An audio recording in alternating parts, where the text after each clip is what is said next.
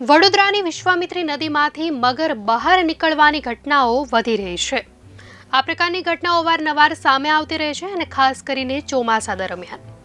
ત્યારે આવી જ એક ઘટના આજે બની છે મારેટા ગામમાં। મારેટા ગામમાં આવી ગયેલા વજનદાર મગરનું રેસ્ક્યુ કરવામાં ફોરેસ્ટ વિભાગને ભારે જહેમત ઉઠાવવી પડી હતી। વડોદરાના મારેટા ગામમાં ભેંસના તબેલામાં 12 ફૂટનો મહાકાય મગર ધસી આવ્યો હતો અને મરેલા ભૂંડની મિજબાની માણી રહ્યો હતો। આ સમયે સેવ વાઇલ્ડ લાઇફ ટ્રસ્ટ અને વન વિભાગની ટીમે પહોંચીને મગરને રેસ્ક્યુ કર્યો હતો। આ મગરને રેસ્ક્યુ કરવામાં 3.5 કલાકનો સમય લાગ્યો હતો।